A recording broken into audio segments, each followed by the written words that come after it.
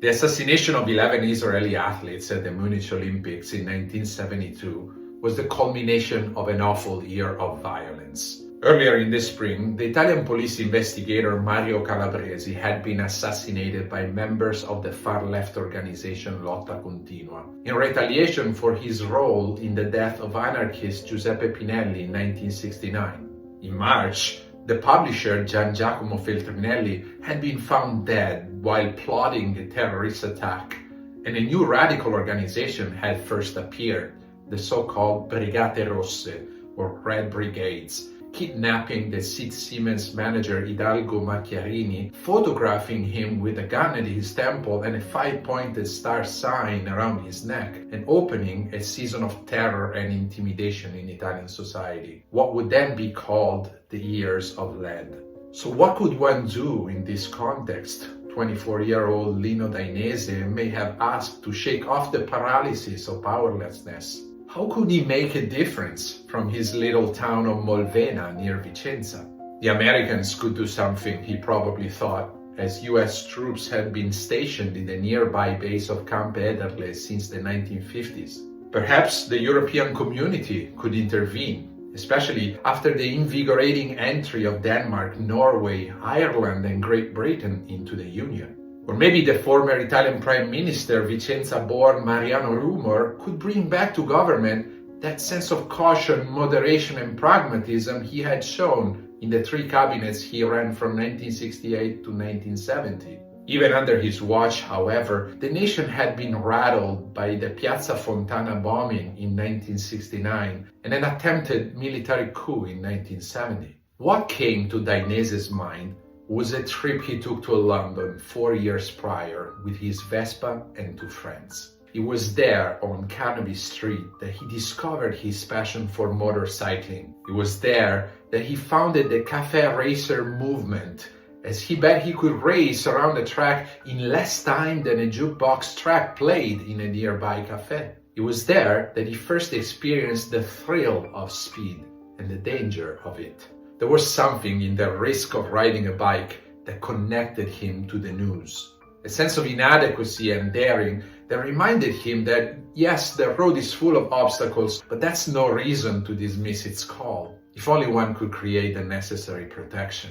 That intuition had never left him, and since 1968, he had put all his effort into designing his first motocross suit and a logo for his new concept. Then, in 1972, he decided to found his company. Molvena was not just the outskirts of the rich province town of Vicenza, but the ideal place for developing his idea. Leather suits for motorcyclists, or, as in his motto, protection to dare. Molvena was an important center for the manufacture of high-quality leather. A few years earlier, in 1966, the fashion company Bottega Veneta had been established in Vicenza, making its mark on the luxury market with the distinctive intrecciato design of its leather purses. 6 years later, Molvena would become the headquarters of a successful denim company, as local entrepreneur Renzo Rosso founded Diesel there. The whole area had been an important textile hub since the 19th century, when Lane Rossi became a market leader in the production of wool. Vicenza, however, had always been fertile ground for innovative ideas. From architecture, like Andrea Palladio's Villa Rotonda, which gave Thomas Jefferson inspiration for his house in Monticello, the main building of the University of Virginia, and later the Jefferson Memorial in Washington, D.C., to religion and cinematography. Helena Blavatsky founded Italy's first center of theosophy in Vicenza in 1902, and the first Italian movie theater, the Odeon, was established there in 1907. In the aftermath of World War II, Vicenza also became an international center for contemporary art, as local company Bisazza, founded in 1956, reinvented the mosaic into a form of luxury design and styling. Grounded in this soil, Lino Dainese developed his product as a holistic concept, not solely as a protective gear for motorcyclists, but also as a living emblem of his land's restless creativity and industriousness. Dainese synthesized it in the Speed Demon logo in 1971, which he designed, in his words, as a symbol of dynamism and rebellion.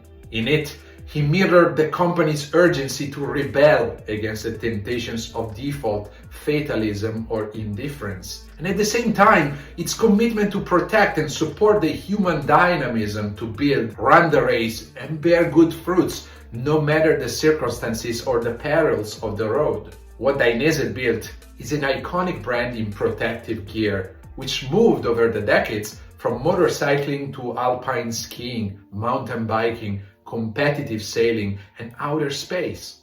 What his product represents is the drive of the human body to surpass its achievements and the tension of the human mind to enter the unknown with confidence, boldness, and safety. This idea goes back to the founder's temperament as a motorcyclist, a designer, and an artist, a profile that sums up the virtues of the entrepreneur, as a person who dares to walk the line, find unknown solutions, and give life to something completely new. In his hands, firmly grasping the motorcycle's handlebar, innovation thus became a complex quality as the dual outcome of scientific research and road performance, practical adjustments and aesthetic design, racing and myth-making.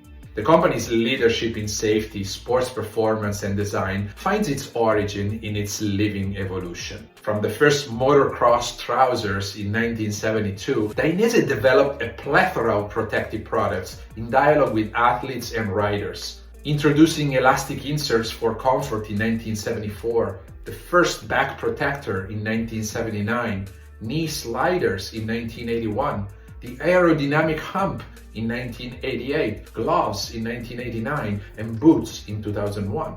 Over the years then, the company designed the suit as an integrated and ergonomic protection system, guaranteeing safety and comfort. And in 1999, its T-Age suit was recognized with the Compasso d'Oro Design Award.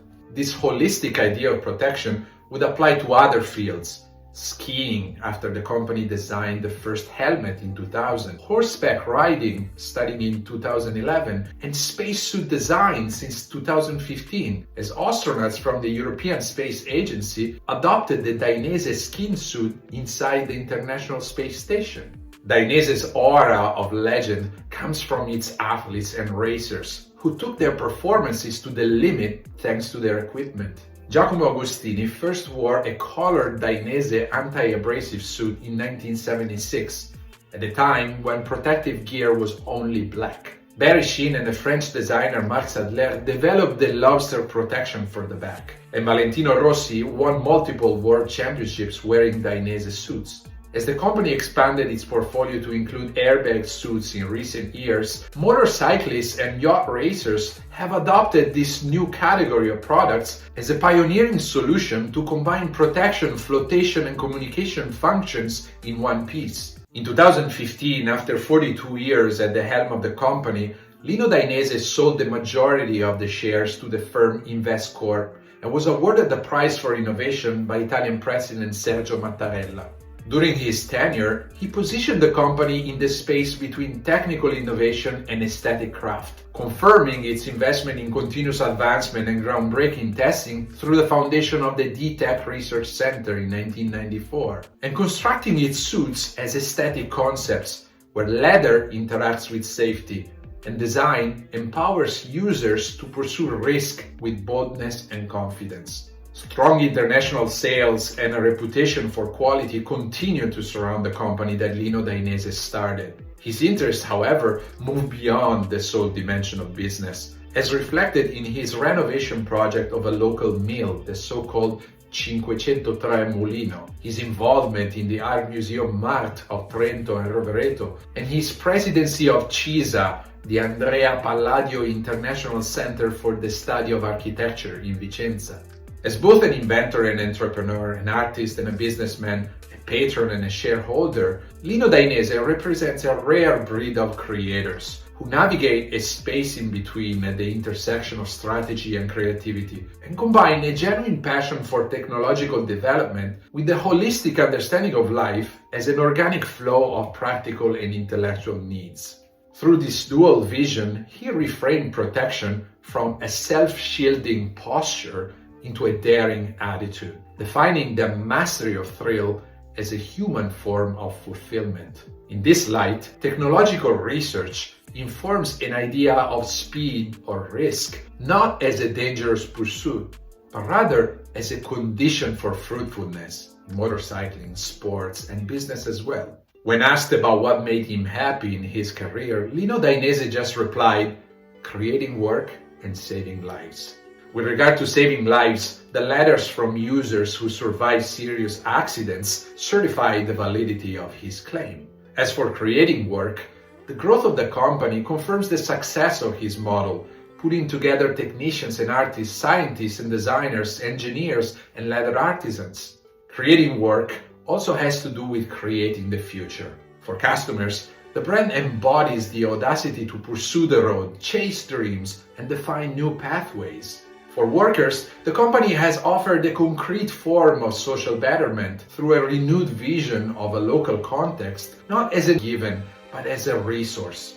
For him, the company manifested the need to respond to the drama of current events through the slow but fruitful construction of unforeseeable spaces of growth and freedom. Perhaps this was the vision that Lino Dainese had in mind in 1972, a vision of something completely new yet to be discovered, only by those who are not intimidated by the road, but dare to pursue it all the way.